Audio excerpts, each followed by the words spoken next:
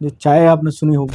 चाय का जिक्र खैर हर जगह हो, और आप लोग तो चाय वाले से वैसे भी बहुत ज्यादा परेशान है। देखिए, चाय की दुकान से सियासत शुरू हुई और उसी चाय वाले ने सियासत छीन ली। ये सब अफवाहें थी। ये सब अफवाहें थी। तो इतना डाउनफॉल कैसे आया पार्टी? अन्ना आंदोलन के पीछे अगर आप जाएंगे तो आपको पता लगेगा कि क्या इसमें कमी आपको संगठन की लगती है? तो आपको क्या लगता है कि ये सरकार जिस एजेंडे को लेकर के चल रही थी उस एजेंडे पे चल पाएगी आगे? ये कहना चाह रहे हैं ये लोग आपकी विचारधारा के लोग थे। नहीं, और मैं नाम नहीं लेना चाहता। वो अलग अलग विचारधाराओं को एक साथ में जोड़ करके मोदी जी चल रहे हैं। तो मोदी जी कहीं ना कहीं उनको ये कहेंगे कि आप दबाव बनाएंगे।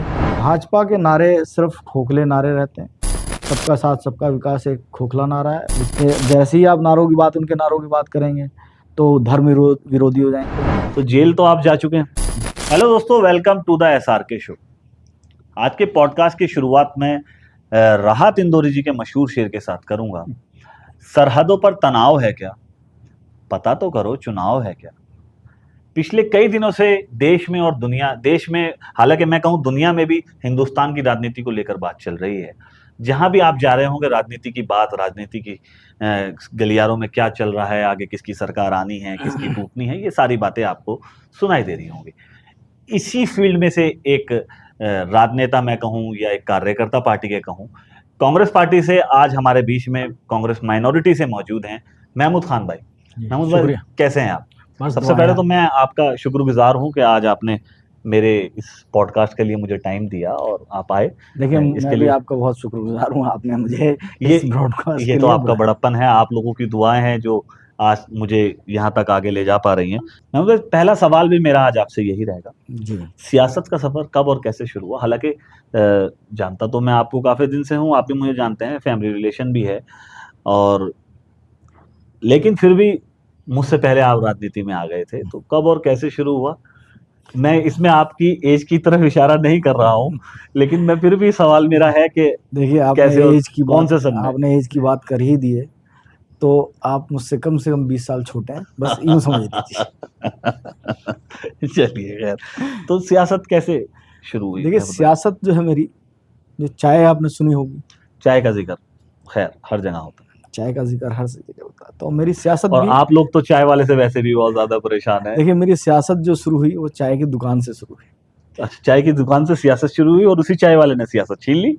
देखिए, हमने बैठ करके 4-5 दोस्त यार चाय की दुकान पर, ये समझ लीजिए हम विधानसभा हमारी लगती थी रोज शाम को, कम से कम ये मैं बात करूं अगर तो 2008 या 9 के दरमियान की बात है जी।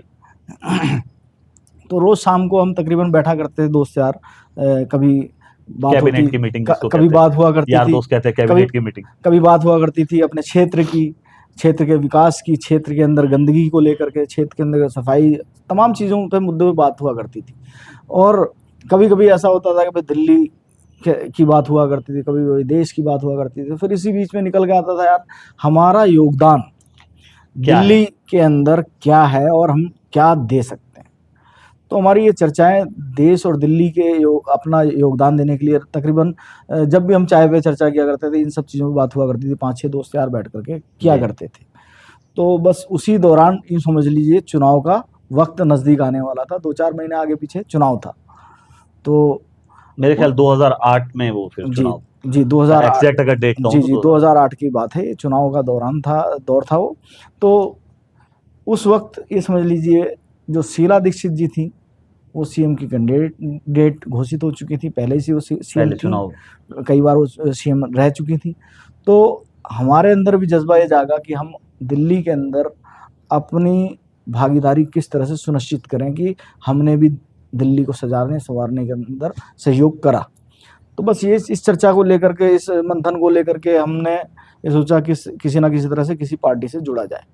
तो जाहिर सी बात है दिल्ली के अंदर जो सीएम थी शीला दीक्षित थी, और हमारे जो लोकल विधायक थे मालाराम गंगवाल जी हुआ करते थे उस दौरान। वो 3 बार सीएम रहे, विधायक रहे सीएम जी शीला दीक्षित जी के साथ, और 2 बारी शायद वो काउंसलर भी रहे जी। तो वो वहाँ से विधायक का चुनाव लड़ रहे थे। तो उस दौरान समझ लीजिए हम में से किसी दोस्त के पास मैसेज आया कि भाई हमारे क्षेत्र में जो विधायक जी हैं वो एक प्रोग्राम रख रहे हैं, शीला दीक्षित जी आने वाली हैं चुनाव के दौरान दौर शुरू होने वाला है और एक पुल का उद्घाटन लास्ट समय होने वाला था, जब वो 2008 वो से पुल पहले। मुझे भी याद पड़ता है, शायद वो रजौरी और हाँ, उसके वो बीच में जो एक पुल उसी बना था, वो आखिरी काम में एक काम था शीला बिल्कुल, दीक्षित जी बिल्कुल आप को। सही कह रहे हैं। वो उस पुल का उद्घाटन होना था। तो हमारे पास मैसेज आया कि आप अपने जो भी युवा साथी हैं, जो योगदान देना चाहते हैं, दिल्ली जी। के अंदर अपनी भागीदारी सुनिश्चित करना चाहते हैं, उन साथियों के साथ आप आएँ।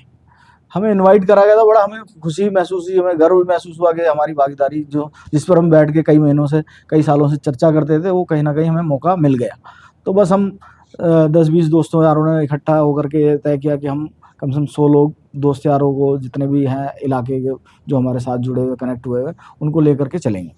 तो बस जब हम लोगों की एंट्री हुई तो हमारे साथ में एक युवा यूथ कांग्रेस के उस वक्त के वहाँ के विधानसभा के अध्यक्ष हुआ करते थे, उनका नाम मेरे जहन से उतर रहा है।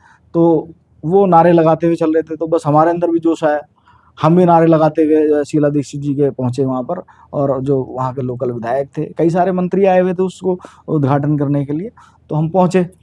तो बस वहीं से वहीं से आप विधायक फ्लैश हो जी गए और शीला दीक्षित जी की नज़र में आप की आए। नज़र में आ गए हम लोग। तो हमें मान सम्मान के साथ उस टाइम पे कांग्रेस में ज्वाइन कराया गया। उसी दौरान से मेरी ये शुरुआत है, जो कि मैंने कांग्रेस पार्टी अच्छा, की जैसे ज्वाइन विचारधारा से आप ज्वाइन हुए, किया। जी। तो ज्वाइन होने के बाद जो पहला पद पार्टी की तरफ से रहा, वो जी। क्या रहा? जो पहला पद आपको पार्टी ने दिया हो? देखिए, सबसे पहला पद जो मुझे मिला, वो जी। मैं चुनाव जीत करके आया, बूथ कांग्रेस का, इंडियन यूथ कांग्रेस के बैनर तले। अच्छा, मतलब कांग्रेस के अंदर जो हाँ, चुनावी जी, जो पद की प्रक्रिया होती है, जी, उसके अंदर मतलब चुनाव होता है। जी, पहली बार वो चुनाव हो रहा था। जो उस टाइम पे राष्ट्रीय अध्यक्ष थे, वो राजीव साठव जी थे। 2010 से और 2010 से तकरीबन 2014 के बीच 2014 में तक, वो राष्ट्रीय अध्यक्ष और रहे, राज्यसभा सांसद राज्यसभा भी, सांसद भी रहे, जिनका और उनका कोरोना के दौरान उनकी 2021 के करीब मुझे डेथ हो याद गई। पड़ता है कि उनका तो देहांत हुआ। वो बहुत ही अच्छे व्यक्ति थे।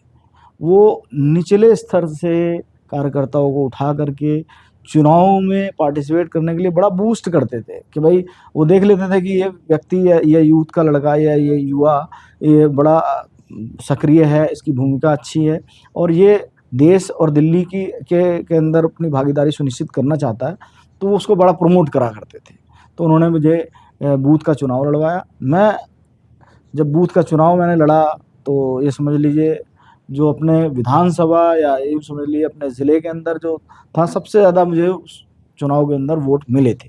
तो मैं बूथ का 42 नंबर मेरा शायद वार्ड बूथ नंबर हुआ करता था, माधोपुर विधानसभा से। मैंने चुनाव लड़ा, चुनाव लड़ के मैं जीत के आया, बूथ का अध्यक्ष बना मैं।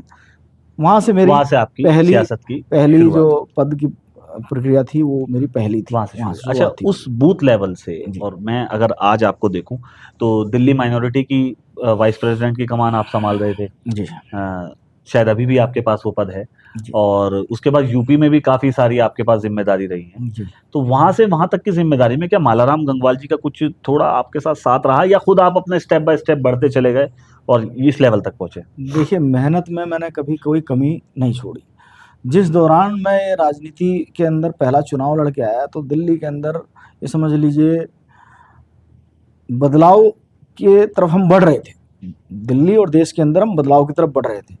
तो मालाराम गंगवाल जो थे, वो सीएम जो उस टाइम की हमारी शीला दीक्षित जी हुआ करते थे, उनके बड़ा करीब हुआ करते थे। उनके जो है मतलब ये समझ लिए हर उनके विचार विमर्श के अंदर वो शामिल हुआ करते थे। तो लेकिन उनका मुझ पर ये बड़ा ये समझ लीजिए सहयोग रहता था उनका, कि भाई अगर मैं कहीं पर मुझे जाना हुआ करता था, तो मुझे एक बारी फ़ोन करके बोल देते थे, बेटा वहाँ जा कर के उस मंत्री से या उस नेता से मिल लीजिए जा कर के। लेकिन मैं अभी आपकी बात से मुझे एक चीज़ मुझे याद पड़ रही है। हालाँकि मैं उस टाइम मेरी बहुत ही ज़्यादा शुरुआत थी सियासत में, और मैं उसी टीम से जुड़ा हुआ था जिस टीम से आप जुड़े हुए बता रहे हैं कि उस टीम ने आपको प्रमोट किया। आप थोड़ा यंग थे, मैं और थोड़ा-सा टीनेज में था।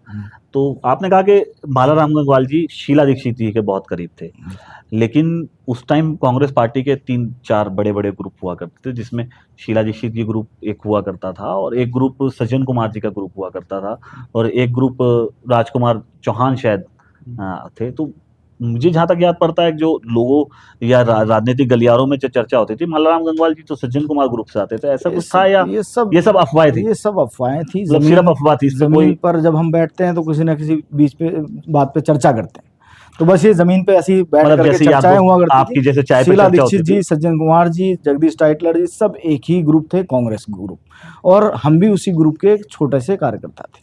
मतलब ये सब अफवाहें आपको थी, लगता है कि ये इस तरह अफवाह का कोई मसला नहीं था। कांग्रेस के सभी एक मुझसे इकट्ठा होकर के कांग्रेस का चुनाव लड़ते थे, कांग्रेस का संगठन देखते थे मजबूती के साथ। सज्जन कुमार जी का जुड़ाव घर जैसा रहा, उनके बेटे जो जग प्रवेश जी हैं, उनसे आज भी मेरा जुड़ाव है। अच्छा जी तो आपका कहना है कि संगठन मजबूत था, जी लेकिन 2008 का चुनाव शीला दीक्षित जी जीती, जी लेकिन 2013 में जो हाल कांग्रेस पार्टी का हुआ जी दिल्ली विधानसभा के अंदर, जी या मैं कहूं कि लोकसभा के अंदर फिर 2014 का जब चुनाव हुआ, तो इतना डाउनफॉल कैसे आया पार्टी देखिए, के अंदर? डाउनफॉल जो है कहीं ना कहीं जब एक समय पीरियड होता है तो जनता के तमाम मुद्दे होते हैं। और आपको याद होगा उस वक्त में एक आंदोलन हुआ, अन्ना आंदोलन।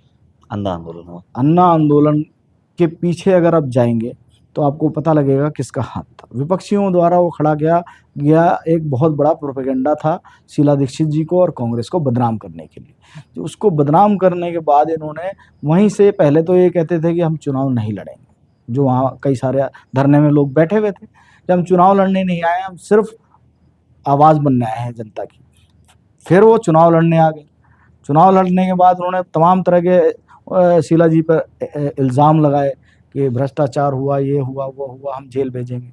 क्या लगा आज तक आपको कहीं कोई भ्रष्टाचार साबित हुआ? हालांकि शीला जी मैं अगर पे? देखूं तो जिस टाइम जो लोग उनको भ्रष्टाचारी कहते थे, बाद में उन लोगों ने ही शीला दीक्षित की तारीफ भी करी कार्यकाल की। अगर हम देखें देखिए, तो जब शीला जी का नाम आएगा तो दिल्ली का नाम आएगा, और दिल्ली का जब नाम आएगा तो दिल्ली के विकास और दिल्ली के सौंदर्यीकरण का जो काम कांग्रेस की सीएम द्वारा शीला दीक्षित जी द्वारा किया गया है, वो इतिहास के पन्नों में दर्ज हो गया है। वो दोबारा उस तरह का कोई व्यक्ति मुझे नहीं लगता किसी विपक्षी पार्टी के पास आज के टाइम पे है जो दिल्ली की मरम्मत भी करा पाए, जो उन्होंने कार्य यहाँ पर कर दी। तो कहीं ऐसा था कि जो काम शीला दीक्षित जी ने किया वो लोगों के बीच तक नहीं पहुंच सका?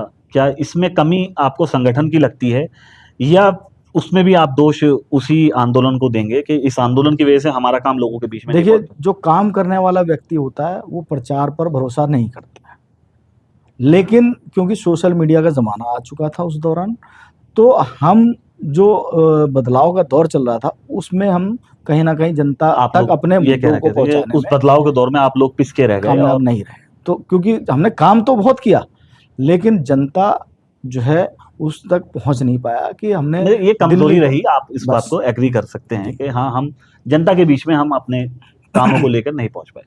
ठीक है, तो ये सफर तो 2013 का कांग्रेस पार्टी का दिल्ली से खत्म हुआ। जी लेकिन अगर मैं देखूं कि कांग्रेस पार्टी 2013 से और अब तक 2024 का चुनाव तो खैर आप लोगों के लिए अच्छा रहा, रेगुलर डाउनफॉल पे रही, लेकिन महमूद खान का जो करियर था वो रेगुलर इंक्रीज होता गया, बढ़ता गया, बढ़ता गया। इसके पीछे का क्या राज है कि पार्टी डाउन हो रही थी और आप ऊपर बढ़ रहे थे? देखिए, पार्टी कभी डाउन नहीं हुई। नहीं, डाउन तो ये तो मानना पड़ेगा आपको। हालांकि मैं पार्टी जो होती है एक संगठन होता है। आप ये जरूर कह सकते हैं कि भाई हम चुनाव हारे। जब हम चुनाव के पटल पर जाते हैं तो दो लोग चुनाव लड़ रहे होते हैं, तो एक व्यक्ति हारेगा, एक व्यक्ति जीतेगा। ये एक जनता द्वारा दिया गया निर्देश होता है तमाम नेताओं को कि हम अब आपको देखना चाहते हैं, अपना प्रतिनिधित्व आपको देना चाहते हैं। तो पार्टी कभी डाउनफॉल पे नहीं गई। आप ये जरूर कह सकते हैं कि हम चुनाव हारे, वो लेकिन हार जीत चुनाव का एक पार्ट है। तो आप ये ना कहें कि पार्टी डाउनफॉल चलती गई और मैं ऊपर चलता है। पार्टी के साथ उस वक्त भी मैं खड़ा था जितनी मेहनत और जज्बे के साथ आज भी खड़ा हूँ। और बात आप कर रहे हैं कि मेरे उठान की और आगे बढ़ने की, तो जब आप जनता के लिए हर वक्त अवेलेबल रहेंगे, जनता के मुद्दे पर आप अवेलेबल रहेंगे, सड़क पर आप अवेलेबल रहेंगे, पार्टी के लिए आप अवेलेबल रहेंगे, तो आपको कोई भी नेता आगे बढ़ने से नहीं रोक सकता। आपको हर अच्छा नेता आगे बढ़ाने के लिए, प्रमोट करने के लिए आपके साथ खड़ा रहेगा। तो बस वही समझ लीजिए कि मैं अपने इलाके के तमाम मुद्दों को लेकर के मुखर होकर के प्रदर्शन में शामिल रहा। प्रदर्शन भी तमाम किए और धरनों में शामिल रहा, जहाँ जरूरत पड़ी पार्टी के अंदर मतलब आपने उन पार्टी बातों को रखा। पार्टी से लेकर के तमाम सामाजिक न्याय के मुद्दों पर आगे बढ़ चढ़ करके हिस्सा लिया, तो उनकी तमाम दुआओं के साथ में आगे बढ़ता चला गया। अच्छा, दिल्ली माइनॉरिटी से आप जुड़े, जी, तो इमरान भाई के साथ जब आए, जब माइनॉरिटी से जुड़े या पहले माइनॉरिटी से जुड़ चुके थे? माइनॉरिटी उसके डिपार्टमेंट में मैं पहले से ही था। इमरान प्रतापगढ़ी साहब जब राष्ट्रीय चेयरमैन बने, मैं उससे पहले प्रदेश के अंदर सचिव हुआ करता था माइनॉरिटी में। Minority department. पहली मुलाकात इमरान भाई से कब हुई? ये बड़ा अच्छा सवाल पूछा आपने। देखिए, पहली मुलाकात जब मेरी हुई, तो आप ये समझ लीजिए एनआरसी का आंदोलन चल रहा था। CA एनआरसी का आंदोलन चल रहा था जी। और जामिया के स्टूडेंट पर जुल्म हुआ यहाँ की सरकार द्वारा। जब वो जुल्म हुआ और जो लाठीचार्ज हुआ था। अरेस्टिंग हुई, तो उसको लेकर के आईटीओ पर एक प्रोटेस्ट चल रहा था। जो मुख्यालय है आईटीओ का, पुलिस प्रशासन का, वहाँ पर एक प्रोटेस्ट चल रहा था। वहाँ अब जो हमारे राष्ट्रीय चेयरमैन हैं इमरान प्रतापगढ़ी साहब, वो वहाँ पर आए हुए थे। तो मेरी पहली मुलाकात वहाँ पर हुई, उनसे काफ़ी बात हुई, काफ़ी देर बाद भी हुई। उसको लेकर के उनका जो प्रोटेस्ट करने का तरीका था, मैं उससे बहुत प्रभावित भी हुआ कि बस उसी दिन ये समझ लीजिए मेरे जहन में पता नहीं किस तरह से खुदा ने डाला कि ये अगले राष्ट्रीय चेयरमैन माइनॉरिटी के बन सकते हैं या बनने वाले हैं। लेकिन उस टाइम अगर मैं देखूं तो आम आदमी पार्टी से भी अमानतुल्लाह खान साहब से भी वो काफी जुड़े हुए थे, या ये उसके बाद की बात है, कांग्रेस पार्टी ज्वाइन कर चुके थे? देखिए, कांग्रेस पार्टी से वो चुनाव लड़ चुके थे उस दौरान। अच्छा, मतलब उस टाइम एक चुनाव वो लड़ चुके थे, चुनाव लड़ चुके थे। ये उस टाइम का पीरियड आप बता रहे हैं? जी, चुनाव लड़ चुके थे। मुरादाबाद से उन्होंने चुनाव लड़ा था। जी, वो चुनाव लड़ याद आ चुके गया थे। मैं अपनी बात को। वो क्या होता है कि जब हम किसी मुद्दे पर, जनहित के मुद्दे पर दो व्यक्ति समर्थन में होते हैं, तो जाहिर सी बात है हमें एक ही प्लेटफॉर्म पर कभी भी खड़ा भी होना पड़ता है। जब एक ही जगह हम खड़े होते हैं, तो जब क्षेत्र के मुद्दे होते हैं, अगर अमानतुल्लाह खान वहाँ पर आ गए, और जाहिर सी बात है उस टाइम पे लोकसभा का चुनाव लड़ चुके थे इमरान प्रतापगढ़ी साहब। इमरान भाई मतलब लड़ चुके थे, कांग्रेस में आ चुके थे। उससे पहले मुझे याद पड़ रहा था, क्योंकि वो अमानत भाई के लिए भी प्रचार उन्होंने एक दो बार, मुझे जहन में आता है, और समाजवादी पार्टी का भी प्रचार। वो आप उस वक्त की बात कर रहे हैं जब पुरानी बात, कांग्रेस पार्टी में नहीं थे। जी। अच्छा, तो एक सियासत में एक ऐसी चीज होती है कि आदमी सेटिस्फाई नहीं हो पाता किसी भी पद से लेकर। अगर वो विधानसभा में है तो वो सोचता है मैं जिले में चला जाऊं, जिले में है तो उसकी नजर रहती है कि मैं प्रदेश में कहीं चला जाऊं, और प्रदेश में पहुंचने वाला सोचता है कि मैं नेशनल में चला जाऊं। तो अभी आप इमरान भाई के साथ जुड़ने के बाद सेटिस्फाई हैं कि हाँ ठीक है, बहुत ज्यादा अचीव कर लिया है सियासत के अंदर, या आगे भी कुछ चुनाव लड़ने का इरादा है या नहीं है, क्या मतलब? मैं अगर देखिए, सेटिस्फाई की बात तो है कि पूरा जहान आपको मिल जाए तब भी आप सेटिस्फाई नहीं होंगे, लेकिन अगर आपको सुकून जिंदगी के अंदर चाहिए, तो मैंने कहा ना, जब मैं बूथ का चुनाव मैंने लड़ा, तो ये समझ लीजिए उस वक्त मैं ये समझता था कि मैंने प्रधानमंत्री पद पा लिया, जी लिया, मतलब मैं प्रधानमंत्री पद को मैंने पा लिया, और उसी तरह से मैं जीता था। तो छोटा पद जो है ना, उसको बड़ा करना आपके हाथ में होता है। आप अपनी कार्यशैली से उसको जब जिएंगे, उस पद को जिएंगे, तो आपकी कार्यशैली इस तरह से होनी चाहिए कि बहुत बड़ा पद है। जब आप काम करेंगे छोटे से पद को लेकर के और अपनी सक्रियता दिखाएंगे, तो आपको उस पद पे छोटापन महसूस कभी भी नहीं हो। जैसे महमूद भाई, आप माइनॉरिटी से आते हैं और माइनॉरिटी के साथ आप कांग्रेस में भी माइनॉरिटी से जुड़े हुए हैं, तो माइनॉरिटी के लिए कांग्रेस माइनॉरिटी में ऐसे क्या आप लोग काम कर रहे हैं जो सत्ता में है? क्योंकि आप लोग हैं नहीं, कोई भी अगर आपसे कोई किसी काम के लिए कहता है तो पार्टी उसकी किस तरीके से मदद करती है? मान लीजिए किसी के अस्पताल का काम पड़ गया, या कोई स्कूल के एडमिशन का काम है, कोई चाहता है कि भाई माइनॉरिटी में मुझे लाभ मिले, तो उसके लिए किस तरीके से मदद कर पाते हैं आप? कैसे उसकी आवाज उठा पाते हैं? देखिए, हमारे पास पूरे देश के अंदर माइनॉरिटी डिपार्टमेंट का संगठन है। हर जिले का एक जिला अध्यक्ष है, हर विधानसभा का, असेंबली का एक अध्यक्ष है, हर वार्ड का एक अध्यक्ष है। वो हम तक अगर कोई बात पहुंचाता है, हम तक किसी भी तरह से, किसी भी ज़रिए से, मीडिया के ज़रिए से कोई बात पहुंचती है डिपार्टमेंट के पास, राष्ट्रीय चेयरमैन के पास यदि पहुंचती है, तो हम उस पर कार्रवाई किस तरह से करते हैं, हम आपको आज बताना चाहते हैं।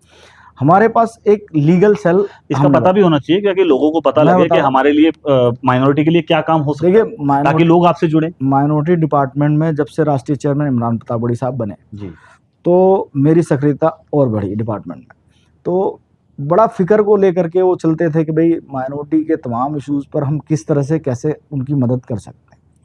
तो इस फिगर को लेकर के हमारे दिमाग जहन में कई सारे हम लोग बैठते थे, संगठन के लोग, चर्चा होती थी कि सबसे ज़्यादा माइनॉरिटीज़ किस तरह से परेशान है, किस वजह से परेशान है। तो हमने ये पाया कहीं ना कहीं कानून के शिकंजे के अंदर माइनॉरिटीज़ के लोग बहुत ज़्यादा फंसते हैं। तो उनकी मदद किस तरह से की जाए, हमने सबसे पहले इमरान प्रतापगढ़ी साहब ने एक लीगल विंग का गठन किया, माइनॉरिटी डिपार्टमेंट लीगल विंग का।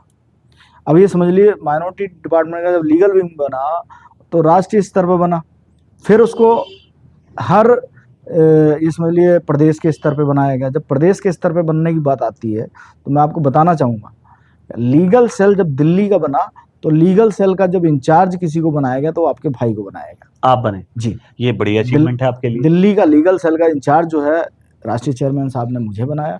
और उस दौरान जब तो ये आपकी काबिलियत को देख के बनाया, या मैं कहूँ कि इमरान भाई के आप बहुत करीबी हैं, उनके भाई सलमान प्रतापगढ़ी के भी बहुत करीबी हैं, तो ऐसा तो नहीं है जब वो पद बांटते हैं आप कहते हैं अरे मेरा लिख दो, या आपके अचीवमेंट को देख के देते हो? ये आप बेहतर जान सकते हैं क्योंकि आप मेरे साथ काम करने में हमेशा रहे हैं। नहीं मैं रहा हूँ, लेकिन तो आप कुछ चीजें बंद कमरे की होती है जिसको देखिए आप मेरा फर्ज बनता है। आप ये समझ लीजिए, आप मेरे क्षेत्र को भी जानते हैं, तमाम क्षेत्र के नेताओं को जानते हैं, मेरी कार्यशैली भी जानते हैं कि यदि कोई 12 बजे, 1 बजे, 2 बजे रात को किसी भी वक्त यदि कोई मेरे क्षेत्र का, मेरे जानकार कोई कॉल कर दे कि भाई मैं इस तरह से परेशान हूँ, तो ये समझ लीजिए आपका भाई वहाँ पर तुरंत मौजूद मिलेगा। आपके इस सक्रियता को देखते हुए आपका नाम लीगल सेल में गया, राष्ट्रीय चेयरमैन साहब ने मुझे जिम्मेदारी दी और उसको लेकर के हमने कई सारे लीगल आपको लोगों को अवेयरनेस के कैंप लगाए। आपके क्षेत्र में भी मैंने एक कैंप लगाया, आपको जानकारी होगी तो मुझे याद पड़ता है। तो मैंने एक क्षेत्र में आपके लगाया, ये लगा लिए निहाल विहार के अंदर, मुबारकपुर के अंदर, तमाम जो माइनॉरिटीज के एरिया हैं, हाँ, उनको अवेयर करने के लिए हमने लीगल कैंप लगाए, ताकि उनको ये जनता तक ये मैसेज जाए कि आपकी क्या राइट्स हैं, आपको किस तरह से, अगर आपको किसी तरह से कोई कानूनी पेच में फंसा रहा है, जालसाजी कर रहा है आपके साथ, 420 कर रहा है आपके साथ, तो आपको इस तरह से बचना है। और आप फिर भी यदि उनको ज़रूरत पड़े तो हमारा लीगल सेल का जो वकीलों की टीम हुआ करती थी वो उनके साथ हर वक्त खड़ी रहती थी। हमने कई जगह अपने नंबर भी दिए, लीगल सेल के तमाम वकीलों के नंबर दिए कि आपको जहाँ ज़रूरत पड़े हमारा लीगल सेल की जो टीम है, इसमें जो एडवोकेट्स हैं, ये उन एडवोकेट्स की टीम है जो कांग्रेस पार्टी को ज्वाइन कर चुकी है, या उससे अलग भी जो इंडिपेंडेंट एडवोकेट्स हैं वो आप लोगों के साथ जुड़े हुए? जी नहीं, विचारधारा तो बड़ी चीज़ है। जो हमारे साथ जुड़ा लीगल सेल में वो विचारधारा के साथ जुड़ा, मतलब वो कांग्रेस विचारधारा सपोर्ट करता है, इसलिए वो लीगल सेल की टीम है। तो इससे कुछ ऐसे केसेस अगर आप बताना चाहें जिसको आम लोगों को फायदा हुआ, जो किसी मामले में फंस गए हो और वो वकील नहीं कर सकते लेकिन वो बेगुनाह थे, आपने उनकी कुछ हेल्प करी हो आपकी तरफ से, ऐसे कुछ केसेस अभी आए हैं आपके सामने हाल फिलहाल? आपने दिल्ली के अंदर एक नंद नगरी का केस सुना होगा, जिसके अंदर एक केला खा लिया था एक व्यक्ति ने उठा करके मंदिर के सामने से जी, उस केले की वजह से उसको मार दिया गया था। तो अब ये समझ लीजिए इतनी सी चीज़ पर मार दिया गया, तो हमारी लीगल सेल की टीम उस केस के अंदर मौके पे पहुंची, उसके परिवार के साथ हमने अपनी हमदर्दी जताई और हमने ये उनको आश्वस्त किया कि आपको हमारी टीम की जहां भी ज़रूरत पड़ेगी, उनके पूरे केस के अंदर हमने निगरानी बना करके मतलब हेल्प करी, निगरानी बना करके रखी, उनको जहां ज़रूरत पड़ी हमने हेल्प करी उनकी। इसी तरह से कई सारे केसेस में भी हैं। मध्य प्रदेश के अंदर आपने एक चूड़ी वाला केस सुना होगा, एक चूड़ी वाला चूड़ी बेचने गया हुआ था किसी इलाके में, उसका कार्ड देख, उसका नाम देख करके उसको मारा पीटा गया, उसको जेल में बंद करा दिया गया था। उसमें मतलब आपकी लीगल सेल उसके अंदर राष्ट्रीय चेयरमैन साहब खुद इन्वॉल्व हुए, उन्होंने उसकी जमानत तक की कराई, मतलब फंसा। लीगल सेल के तो आप इंचार्ज हैं, इसके अलावा क्या क्या जिम्मेदारी कांग्रेस पार्टी माइनॉरिटी से आपको मिली हुई? मुझे लीगल सेल का जब इंचार्ज बनाया गया उस दौरान मैं कांग्रेस माइनॉरिटी डिपार्टमेंट दिल्ली के अंदर वाइस चेयरमैन था, तो वो जिम्मेदारी निभाते हुए साथ में मैंने लीगल सेल का इंचार्ज का पद भी संभाला और तमाम माइनॉरिटीज़ के मुद्दे पर, इश्यूज़ पर जहाँ भी ज़रूरत पड़ी मेरी पूरी टीम खड़ी हुई। और आज भी मैं दिल्ली के तमाम जितने भी अपने जिलाध्यक्ष हैं उनके कनेक्ट में हूँ, जहाँ भी ज़रूरत पड़ती है मैं उनके सहयोग के लिए तैयार रहता हूँ। अच्छा, 2024 का ये चुनाव हुआ महमूद भाई, तो इसमें आप पार्टी की उपलब्धि इसको समझते हैं कि हमने इतनी सीटें पाली, या ये भी एक तरीके से हार हुई कि 10 साल बाद, क्योंकि आपने पहले अपनी एक सवाल में ये बोला, जवाब में ये दिया कि बहुत ज़्यादा टाइम कांग्रेस पार्टी को हो चुका था, तो लोग एक परिवर्तन चाह रहे थे। तो 10 साल तो बीजेपी को भी हो गया था, लेकिन जैसा परिवर्तन होना चाहिए था आपकी नज़र में ऐसा हो पाया, या ये अच्छा अचीवमेंट कांग्रेस पार्टी ने लोग किया? परिवर्तन नहीं चाह रहे थे, लोग झूठ के प्रोपेगेंडा में फंस गए थे। जो अन्ना आंदोलन था, मैंने पहले ही बताया आपको, परिवर्तन कब चाहता है? जब आदमी के दिमाग और जहन के अंदर ये डाल दिया जाता है कि जो सत्ता में बैठा है वो चोरी कर रहा है, भ्रष्टाचार कर रहा है।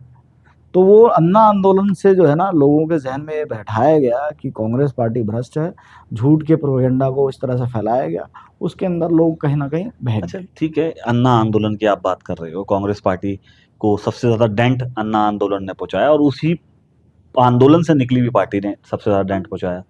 तो फिर उसी के साथ गठबंधन करने की जरूरत क्या पड़ गई कि दिल्ली का चुनाव हो रहा है तो आप लोग गठबंधन से चुनाव लड़े? बहुत तो अच्छा सवाल है आपका ये। देखिए, जब लोकतंत्र की बात आती है, देश की बात आती है, संविधान की बात आती है, तो कहीं ना कहीं पार्टी हमारे लिए पीछे हो जाती है। फिर बात आती है कि देश सर्वोपरि। देश को बचाना है, लोकतंत्र को बचाना, संविधान को बचाना है। जब इस बात पर हम आ जाते हैं तो फिर पार्टी पीछे हो जाती है। सामने हमारे साथ जो हमारी विचारधारा से मेल खाता है, देश को बचाने के लिए आगे आना चाहता है, हमारे साथ कोई भी व्यक्ति अगर जुड़ना चाहता है जो हमारी विचारधारा का को मानने वाला है या हमारी विचारधारा से मिलता जुलता है, तो हम उसका अपने पार्टी के अंदर, अपने संगठन के अंदर इस्तकबाल करते हैं। वही हुआ कि हमें देश बचाना था, संविधान बचाना था, लोकतंत्र बचाना था। और इस देश की जनता ने, देखिए, जो अब सरकार बनाई, आपको लगता है वो सरकार पूर्ण बहुमत की सरकार है? पूर्ण बहुमत हो ना हो, लेकिन प्रधानमंत्री जी तीसरी बार प्रधानमंत्री बनना चाह रहे थे, तो वो तो उनका सपना पूरा हो गया। देखिए, सपना पूरा हो जाना वो सब और कहीं अलग। ना कहीं राहुल गांधी जी को भी लग रहा था कि मैं प्रधानमंत्री बन जाऊंगा, वो सपना टूट गया। देखिए, अभी आप जो आप बता रहे हैं सपना पूरा हो गया, अभी कई सारी जगह आपने सुना होगा कि मशीन जो है फोन से कनेक्ट पाई गई। ये अफवाह भी तो हो सकती है नहीं, महमूद भाई। अफवाह हमेशा भाजपा के साथ ही क्यों जुड़ती है, किसी और पार्टी के साथ क्यों नहीं जुड़ती है? क्योंकि मैं आपको बताऊं, देखो, पर्सनली ईवीएम्स को हैक और ईवीएम्स खराब होना मैं मानता हूँ, नो डाउट। अच्छा, जब खराब होती है तो भाजपा के फेवर में क्यों खराब होती है, मेरा ये सवाल है आपसे। लेकिन इस बार तो फेवर अच्छा करा है ईवीएम ने आप लोगों कहाँ का। से फेवर अच्छा किया है? भाई कई 200 ऐसी कई 200 ऐसी प्लस 240 के आसपास सीटें मैं आ क्या कह गई रहा हूँ, कांग्रेस गठबंधन की। कई ऐसी सीटों पर पाया गया है कि जहाँ फोन कनेक्ट पाया गया, कहीं टम्परिंग करी गई मशीनों को, कहीं पता लगा मशीन एक जो है साइड में रख दी, गिनती नहीं करी गई। सुना नहीं आपने इस बात को? ये बातें तो बहुत सारी सुनने को पता मिली लगा कि गिनती स्लो हो रही है, जो कैंडिडेट पहुंच रहा है तो उस मशीन को उठा करके फिर उसकी काउंटिंग करी जा रही है, फिर उसको बताया जा रहा है कि आप जीत गए। कैंडिडेट नहीं पहुंच रहा तो मशीन साइड में रखी हुई है कि मशीन कि भाई आप जो हार चुके हैं। तो मतलब 2024 का चुनाव आपकी नजर में ये कांग्रेस पार्टी की उपलब्धि रही कि आपने इनकी पूर्ण बहुमत सरकार बनने से रोक दी? देखिए, पूर्ण बहुमत की सरकार बनने की बात आप कर रहे हैं, पूर्ण बहुमत की सरकार नहीं, ये अल्पमत की सरकार है। तो कभी भी गिरा सकते हो आप लोग। हम गिराने के हमेशा जो है, हम संविधान की बात करते हैं, लोकतंत्र की बात करते हैं, तो जाहिर सी बात है जनता ने जिसको मैंडेट दिया, हम सरकार गिराने के फेवर में कभी भी नहीं रहे और न रहेंगे। जनता और जिसने एमपीज, लोकसभा में एमपीज को चुना, अब जनता जब पहुंचेगी उन एमपीज के पास, आप हमारे मुद्दे पर बोलिए। जब वो बोलेंगे जाकर के लोकसभा के अंदर, तो मोदी जी कहीं ना कहीं उनको ये कहेंगे कि आप दबाव बनाएंगे कि आप जो हमारी पार्टी की विचारधारा के खिलाफ क्यों। जैसे आपने सुना होगा अभी 4% आरक्षण, सुना या नहीं सुना आपने? जी, मैं मोदी जी की विचारधारा के बिल्कुल विपरीत है कि नहीं है? तो आपको क्या लगता है कि ये सरकार जिस एजेंडे को लेकर के चल रही थी उस एजेंडे पे चल पाएगी आगे? बिल्कुल विपरीत वो उन्होंने मतलब ये एक तरीके से विपक्ष की जीत है कि आपने उनको फुल फ्लैश होने से रोक लिया। फुल फ्लैश हमारा मकसद क्या था? लोकतंत्र को बचा कर रखना। वो उस मकसद में हम कहीं ना कहीं कामयाब हुए। अब जो सरकार बनी हुई है वो बैसाखी की सरकार है, और ये यूँ समझ लीजिए दो अलग अलग विचारधाराओं को एक साथ में जोड़ करके मोदी जी चल रहे हैं। एक बात करते हैं पूरे देश में, आपको पता ही है किस एजेंडे पर उनकी सरकार चल रही है।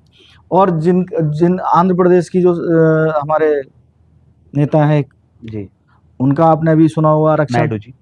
मैं नाम नहीं लेना चाहता, नहीं, मैं आपने ले ले लेता लिया, हूँ। आपने ले मुझे लिया, कोई मुझे बात। मुझे नाम लेने में कोई आपत्ति नहीं ठीक है, है, आप बिहार के हमारे एक नेता है, उनका आपको नीतीश कुमार। उनका एजेंडा आपको पता है, उनकी विचारधारा पता है आपको। मतलब वो आप ये अलग कहना अलग चाह रहे विचार, हैं ये लोग आपकी विचारधारा के लोग थे नहीं, और गलती मैं से इधर चले गए? मैं ये बिल्कुल भी नहीं कहना चाहता। अगर हमारी विचारधारा से पूर्ण तरह से सहमत होते तो कहीं ना कहीं ये सरकार के साथ शामिल ही नहीं होते। लेकिन इनकी विचारधारा मोदी जी और भाजपा से मिलती नहीं है। नहीं। दो अलग अलग विचारधाराओं का गठबंधन है, तो ये ज़्यादा दिन चलने वाला नहीं है। कुछ दिन के बाद आप देखेंगे कि ये आपस में सर फोड़ेंगे एक दूसरे के लोकसभा के अंदर। तो उसका फायदा कांग्रेस पार्टी उठाएगी या आप लोग कोशिश करेंगे कि नहीं भाई, जनता का पैसा लगता है, टैक्स का पैसा है, कि आप लोग सरकार 5 साल चलाएं, या उसका फायदा उठाने की पूरी तैयारी कि ये लड़े और हम घुस जाएं अंदर? देखिए, हमारा लड़ने लड़ाने का कोई मोटिव नहीं है। हमारा तो मेन मकसद क्या है कि देश की जनता की भलाई के मुद्दे पर यदि कोई भी कार्य होता है तो हम उसमें कोई बाधा नहीं डालेंगे। यदि देश की जनता के अगेंस्ट कोई भी बिल लाती है सरकार, तो हम हमेशा विरोध करते रहे। जब हम मान लीजिए विपक्ष के रूप में आप लोग अगर कहते हैं कि कमज़ोर थे, कमज़ोर तो हम जब भी नहीं थे। हम चाहे एक एक हमारा सांसद रहे राहुल गांधी, तब भी हम कमज़ोर नहीं हैं, क्योंकि आप ये जानते हैं कि 4000 किलोमीटर का जो सफ़र रहा उनका, एक एक व्यक्ति से जब मिले जा करके, तो कितनी एनर्जी, कितनी ताकत रही होगी जो व्यक्ति 4000 किलोमीटर पैदल चलता है। अच्छा, राहुल गांधी जी का जिक्र आपने कर ही दिया है, तो महमूद खान टीम इमरान प्रतापगढ़ी हैं या टीम राहुल गांधी है, देखिए, महमूद खान जो है, या टीम कांग्रेस ही? देखिए, महमूद खान टीम इमरान प्रतापगढ़ी भी हैं, टीम राहुल गांधी भी हैं, टीम कांग्रेस भी है। मतलब तीनों चीजों का आप एक साथ जोड़ रहे हैं? जी, क्योंकि सभी कांग्रेस से जुड़े हुए हैं, तो सभी कांग्रेस के हैं, तो जाहिर सी बात है इमरान प्रतापगढ़ी भी कांग्रेस के हैं, राहुल गांधी जी कांग्रेस के नेता हैं, इमरान प्रतापगढ़ी जी कांग्रेस के नेता हैं, मैं भी कांग्रेस का एक सिपाही हूँ, तो हम अगर सब कल कांग्रेस कल हैं। ऐसा होता है इन फ्यूचर कि क्योंकि इमरान भाई की फैन फॉलोइंग मुझे नहीं लगता कि वो और पार्टियों में भी कम होगी, समाजवादी पार्टी भी चाहेगी कि ये हमारी तरफ आ जाएं, और जिन पार्टियों के आपने नाम लिए वो भी चाहेंगे कि राज्यसभा सांसद ये हमारे यहाँ से बन जाए, या जिस पार्टी ने आपको सबसे ज्यादा डेंट पहुंचाया वो पार्टी भी चाहेगी कि ये हमारे साथ आ जाए। तो कल को अगर इमरान प्रतापगढ़ी किसी और पार्टी में चले जाते हैं तो महमूद खान कहाँ स्टैंड करेंगे? या ये पूरी माइनॉरिटी टीम, मैंने जो आपके साथ जाकर देखा है, मैं खुद भी जब एआईसीसी जाता हूँ तो मुझे ये चीज़ महसूस होती है, जो फिलहाल माइनॉरिटी की जो टीम है ये कांग्रेस से कम और इमरान प्रतापगढ़ी से ज़्यादा जुड़ी हुई है, जो मुझे पर्सनली महसूस होता है। तो कहीं ऐसा तो नहीं जब इमरान प्रतापगढ़ी पार्टी छोड़कर जाएंगे तो ये पूरी टीम साथ चली जाएगी? देखिए, जब इमरान प्रतापगढ़ी जी राष्ट्रीय चेयरमैन बने माइनॉरिटी डिपार्टमेंट के, आप जिन साथियों से पहले मिले होंगे या अभी मिले होंगे, उससे पहले भी डिपार्टमेंट का वो हिस्सा रहे। मान लीजिए मेरे ही बारे में आप जानना चाहेंगे तो मैं भी उससे पहले माइनॉरिटी डिपार्टमेंट का हिस्सा रहा हूँ, माइनॉरिटी डिपार्टमेंट के अंदर मैं काम कर चुका हूँ। तो ना तो इमरान प्रतापगढ़ी जी कहीं कांग्रेस छोड़ करके जाने वाले हैं, ना हम इमरान प्रतापगढ़ी साहब को कहीं छोड़ कर जाने वाले। वो भी कांग्रेस में रहेंगे और हम भी कांग्रेस में रहेंगे, ये मैं आपको विश्वास दिलाता हूँ। अच्छा, ऐसा आपको महसूस होता है कि इमरान प्रतापगढ़ी जैसे ही राज्यसभा सांसद बने तो ये वो सीट थी जो गुलाम नबी आज़ाद को कांग्रेस पार्टी देती थी, इस वजह से वो पार्टी छोड़कर चले गए? ये तो देखिए, आप उनसे पूछिए वो किस लिए छोड़ करके चले गए। तो ये तो इसके लिए तो मुझे, या तो अब इतना आपने बोल दिया कि उनसे पूछो, तो मुझे गुलाम नबी आज़ाद जी का या तो इंटरव्यू करना पड़ेगा या इमरान भाई का इंटरव्यू करना पड़ेगा, तब मुझे इस सवाल का जवाब। वो भी शायद यही आपको जवाब देंगे कि भाई इसके बारे में आप उनसे ही पूछिए। अच्छा, क्योंकि मेरे पिछले सारे पॉडकास्ट जो है वो शायरी से रिलेटेड रहे, तो इमरान प्रतापगढ़ी की आपको शायरी पसंद है या सियासत पसंद है? मुझे उनकी शख्सियत पसंद है। अच्छा, शायरी उनकी शख्सियत के साथ है और पॉलिटिशियन भी वो शख्सियत के साथ हैं, जो जिस तरह से उनकी प्रखर आवाज़ शायरी के कोई माध्यम शेर याद आता है इमरान प्रतापगढ़ी देखिए, भाई का? उनका एक शेर है, आसमां जलती ज़मीं पर नहीं आने वाला। ठीक है, उस शेर को मैं जब जहन में मेरे आता है ना, तो यूँ लगता है कि मेरे दिल के जज्बात को इन्होंने शायरी के अंदर कह दिया है। आसमां, ये तो लोग बाग उन पे आरोप भी लगाते हैं कि ये आसमां जलती ज़मीं पर नहीं आने वाला, अब कोई पैगंबर नहीं आने वाला। प्यास कहती है चलो रेत निचोड़ी जाए, अपने हिस्से में समंदर नहीं आने वाला। ये शेर मुझे बहुत ही ज़्यादा पसंद है उनका। इसके आगे एक मिसरा शायद उनका एक और भी है, मैं आपको वैसे ही पढ़ के बता देता हूँ। वो कहते हैं कि अपने काबे की हिफाजत अब तुम्हें खुद करनी, फिर अबाबिलों का लश्कर नहीं आने वाला। ये बोलते हैं, किसके लिए बोलते हैं? माइनॉरिटीज के लिए, लोगों के लिए। ये शेर मेरे दिल में मेरे जज्बात को कचोक देता है। तो बस तो आपका कहना ये है कि इमरान प्रतापगढ़ी जी का सफर, जो सियासी सफर है, वो कांग्रेस से शुरू हुआ है और अब कांग्रेस तक ही एट द एंड जाएगा, राहुल गांधी को प्रधानमंत्री बनाने तक। जी इंशाल्लाह। तो मतलब बना के मानेंगे राहुल गांधी को प्रधानमंत्री? बिल्कुल, प्रधानमंत्री उस देश की जनता का मैंडेट। आप देख रहे हैं कि दो जो अलग अलग विचारधाराओं के लोग हैं वो एक साथ बैठे हैं। जनता क्या चाहती थी कि जो एक जैसी विचारधारा के लोग हैं वो एक जगह आ जाएं। जो हमने इंडिया अलायंस बनाया था, नीतीश कुमार जी उसका हिस्सा थे जी। वो खुद ही तो छोड़ करके गए थे, कोई हमने तो बाहर नहीं किया था। तो जब जनता चाहती है कि इस देश पर जो राज करे वो देश के संविधान की बात करे, देश को एक रखने की बात करे, देश के तमाम युवाओं के रोज़गार की बात करे, देश के अंदर किसान की बात करे, महिलाओं की सुरक्षा की बात करे, रोज़गार की बात करे, इस वजह से ही तो तमाम बिहार के नेता हों चाहे आपके आंध्र प्रदेश के नेता हों, तमाम लोगों को जो मैंडेट दिया जनता ने उसी बेस पे दिया। लेकिन फिर भी वो बैठे हुए अपने विपरीत विचारधारा वाले लोगों के साथ, तो इसमें हम क्या कर सकते हैं। अच्छा महमूद भाई, आपकी सियासी नज़र, अगर मैं करियर पे नज़र डालूँ तो एक मामला हुआ था जो कि नेताओं के लिए एक बहुत बड़ा अचीवमेंट होता है, जेल जाना। जी। तो ये आपको खबर कहाँ से लगी है? नहीं, अब जब मैं इंटरव्यू कर रहा हूँ किसी चीज़ का, और आपसे तो मैं वैसे भी पर्सनली जुड़ा हूँ, तो इन चीज़ों को तो, हालांकि ये मेरे बहुत पहले की बात है, मुझे ये चीज़ तो उस टाइम से याद नहीं है, बाद में मैंने इस चीज़ को निकाला है कि ये मेरे को सवाल ज़रूर पूछना है। तो जेल तो आप जा चुके हैं जी। क्या मामला रहा था वो जेल का जाने? देखिए, जेल जाना, अगर आपको जनता के हित में आप खड़े रहें तो जाहिर सी बात है शासन प्रशासन से कभी ना कभी तीखी नोक-झोंक होती है। जब आपकी तीखी नोक-झोंक होती है तो उसके अंदर मुकदमे भी दर्ज होते हैं जनता के हितों में। जब मुकदमे दर्ज होंगे तो किसी ना किसी में ऐसा भी होगा आपको जेल भी जाना पड़ेगा। जिस टाइम पे मैं जेल गया, मैं आपको बताना चाहूँगा, उसी दौरान के आसपास जो आपने कन्हैया कुमार का नाम सुना होगा। कन्हैया कुमार जिस दिन जेल से रिहा हुए उसी दिन मैं जेल से रिहा हुआ था। तो एक ट्वीट भी मैंने करा था कि हम 2 आंदोलनकारी एक साथ में आज रिहा हुए हैं। लेकिन कन्हैया कुमार जी। 2 आंदोलनकारी थे, तो एक आंदोलनकारी ने तो चुनाव लड़ लिया। देखिए, चुनाव जो है पार्टी जिसको चाहती है लड़वाती है। जब पार्टी मुझे निर्देश करेगी चुनाव लड़ने के लिए या किसी संगठन में किसी पद पे कार्य करने के लिए, किसी प्रदेश में काम करने के लिए, मैं उसको उस जिम्मेदारी को निभाने के लिए तत्पर हूँ। तो वो मामला क्या था जो जेल में जाना पड़ गया था, जिसकी वजह से? मामला ये था कि एक मेरे को ध्यान पड़ता है कि शायद 10 या 12 दिन आप।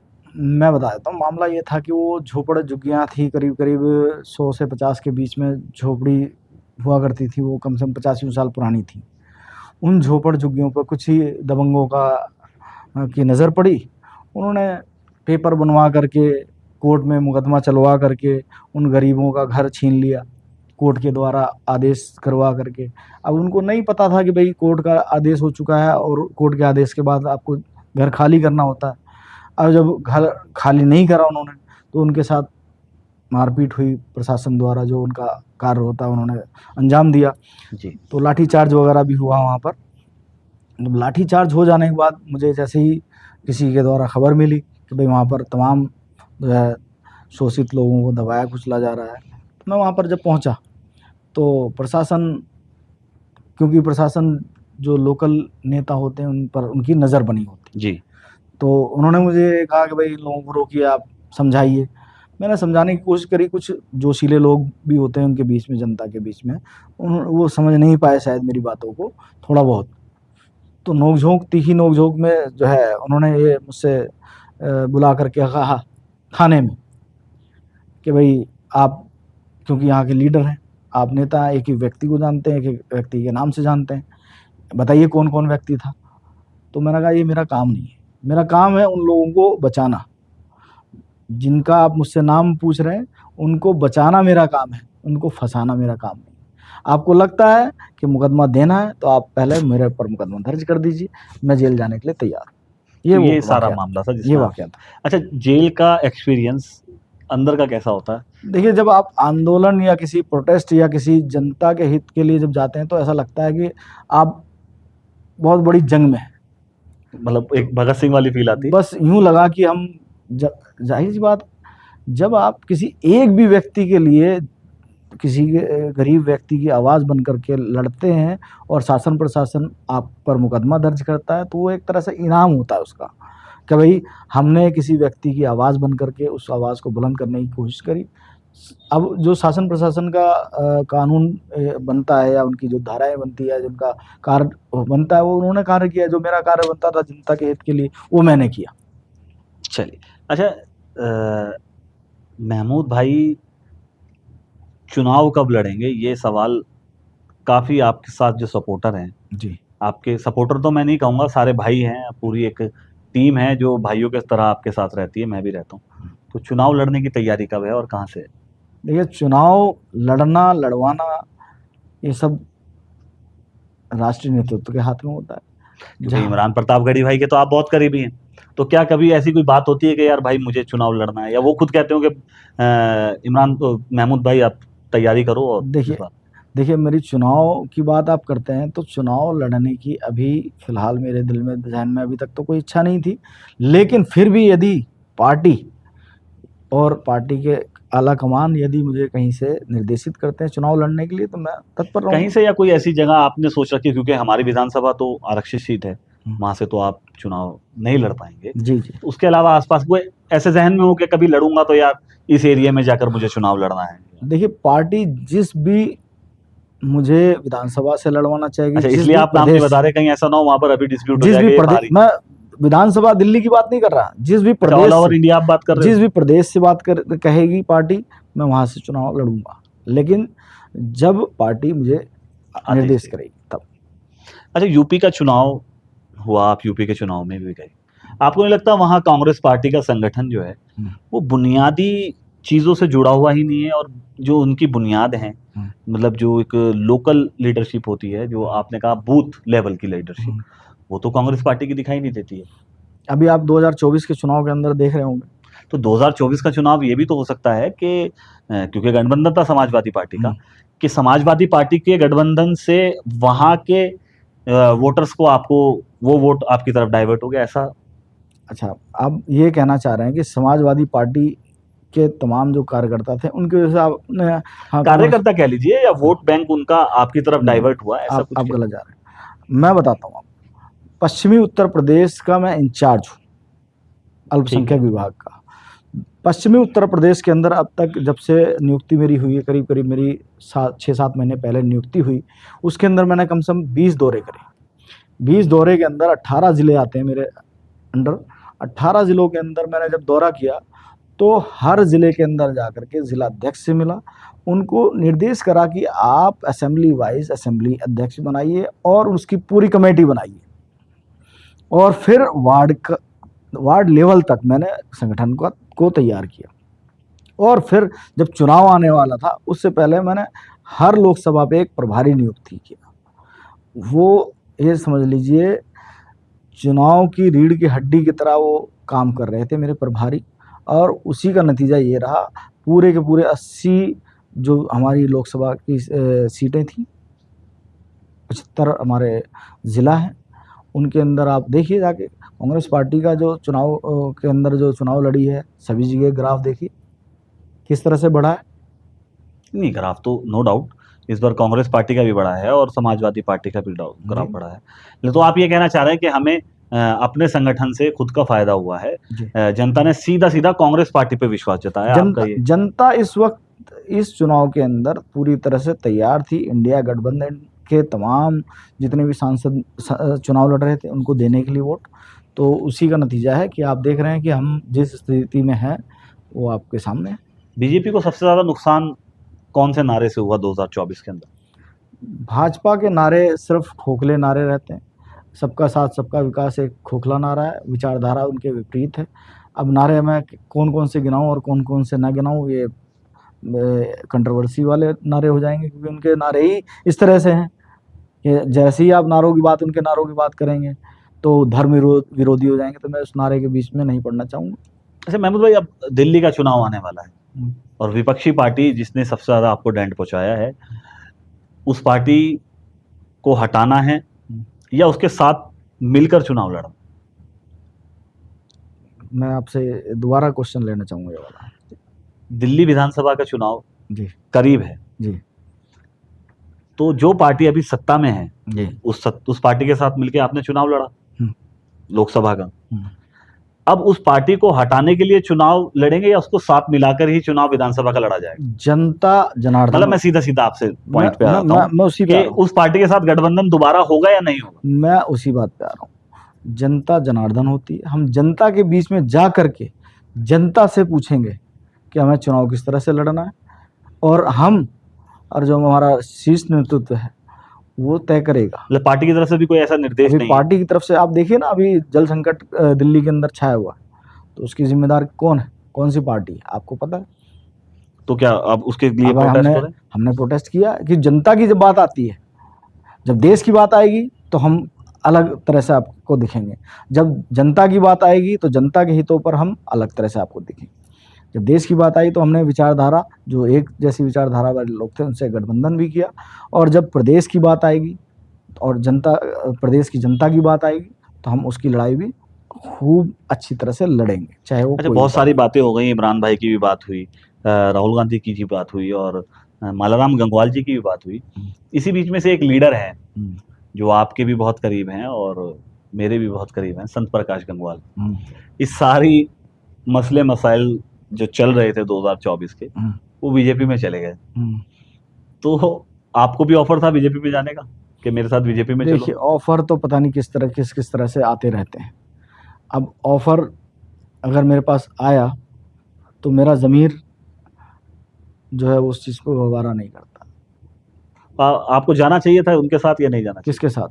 संत भाई के साथ। संत प्रकाश गंगवाल जी के साथ, उनके पिताजी के साथ मेरे पारिवारिक रिश्ते हैं जो आज भी हैं। वो अपने तमाम इश्यूज होंगे उनकी, कोई जिस कारण से गए वो, उसके बारे में वो वही बता सकते हैं कि भाई वो कांग्रेस पार्टी को क्यों छोड़ करके। मैं फिर भी उनसे आग्रह करूंगा कि वो कांग्रेस पार्टी में दोबारा से आए, और कभी मेरा उनसे मिलना जुलना होता है तो मैं कभी बोलता भी हूँ, आपने ये गलत फैसला लिया, आप आइए वापसी कांग्रेस में। तो उनका क्या जवाब रहता? वैसे तो मैं जवाब उनसे खुद भी लेने वाला हूँ, मेरी बात चल रही है उनसे। इसका जवाब उनसे लीजिएगा कि आप बीजेपी में क्यों चले गए या क्या वजह रही है जाने की। चलिए महमूद भाई, बहुत सारी बातें सियासत की आपके साथ हो चुकी हैं, तो एक सवाल मैं फिर भी इसी चीज को लेकर जोड़ूंगा कि कभी ऐसा खुद को भी आपको फील हुआ है कि यार पार्टी बहुत ज्यादा डाउनफॉल में है, मुझे खुद भी बीजेपी ज्वाइन कर लेनी चाहिए ताकि सत्ता का सुख मुझे मिल पाए? पहली बात तो मुझे कभी पार्टी डाउनफॉल में लगी नहीं, क्योंकि आप बार बार ये बात बोल रहे हो, मैं बार बार ये बात कह रहा हूँ कि पार्टी डाउनफॉल में थी। मैं इसलिए कह रहा हूँ क्योंकि जिस पद पे मैं रहा तो मेरे अंदर जुनून और जोश इस तरह का रहा कि मैं विपक्ष का सबसे बड़ा नेता मैं ही हूँ, तो मुझे कभी महसूस ही नहीं हुआ कि पार्टी डाउनफॉल में है।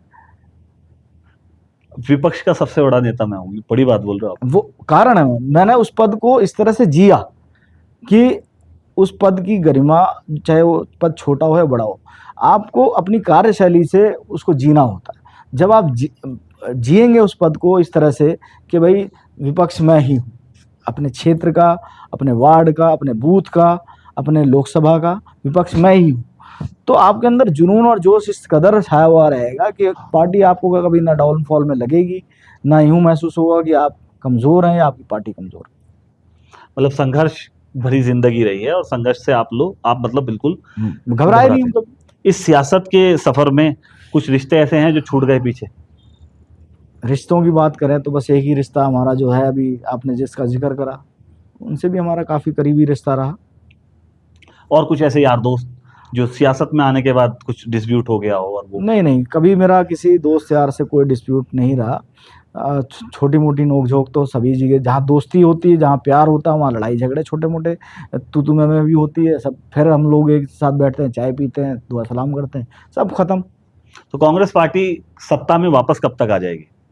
सत्ता में वापस कब तक आ जाएगी, आपको क्या लगता है? बस ये यूँ समझ लीजिए सत्ता में वापस है। ये मतलब ये जो आप विपक्ष में बैठे हैं, मजबूत विपक्ष बन के, ये सत्ता में वापसी आप समझते हैं? जी। दिल्ली के चुनाव में आपको क्या लगता है, इस बार दिल्ली के चुनाव में कांग्रेस पार्टी उठेगी या कांग्रेस पार्टी दोबारा से इतना ही ग्राफ गिरेगा? दिल्ली के चुनाव की बात करें, क्योंकि लोकसभा का चुनाव आप दोनों पार्टी मिलकर लड़ी, लेकिन फिर भी एक भी सीट आपकी नहीं आई। देखिए, वोट परसेंटेज की आप बात करें, देखिए वोट परसेंटेज ये तो प्रवक्ताओं का काम होता है कि न्यूज में बैठ के वोट परसेंटेज गिनाना। देखिए बहुत ही कम। सवाल होता है कि महमूद भाई देखो, सवाल होता है हार या जीत। एक पार्टी हार गई, एक पार्टी जीत गई। मैंने पहले भी आपसे इसमें कहाँ कमी रही? पहले भी आपसे कहा, जनता जनार्दन है। जनता जिसको चाहेगी नेता बनाएगी, जिसको चाहेगी सांसद बनाएगी, जिसको चाहेगी विधायक बनाएगी। जनता ने अब हमें नहीं चुना, तो हम जनता का जो फैसला है उसको स्वीकार करते हैं। मतलब आगे लगता है कि 2025 के विधानसभा चुनाव में कांग्रेस पार्टी अच्छा करेगी? बिल्कुल, आप देखिएगा, कांग्रेस की सरकार बनाएगी दिल्ली के अंदर, आपको दिखेगी जो हमने कार्य किए हैं दिल्ली के अंदर, कांग्रेस पार्टी ने कार्य महमूद किए। खान टिकट मांग रहे हैं इस बार? महमूद खान टिकट नहीं मांग रहे हैं, महमूद खान पार्टी के निर्देश का इंतजार कर रहे हैं। जैसे पार्टी निर्देश देगी। जी। चलिए, ये थे महमूद खान माइनॉरिटी डिपार्टमेंट से जो हमारे बीच में थे। बहुत सारी सियासत की बात आज इनके साथ हुई, देश और दुनिया में क्या चल रहा है वो बातें भी इनके साथ हुई। उम्मीद है कि आपको ये पॉडकास्ट बहुत पसंद आया होगा, और अगर आपकी हमारी ये बातचीत अच्छी लगी हो तो हमारे चैनल को सब्सक्राइब कीजिएगा, चैनल को लाइक कीजिएगा, वीडियो को शेयर करना ना भूलिएगा। अगले पॉडकास्ट में एक नए गेस्ट के साथ फिर मुलाकात होगी आप लोगों के साथ। जब तक के लिए जुड़े रहिए हमारे साथ। बहुत बहुत शुक्रिया।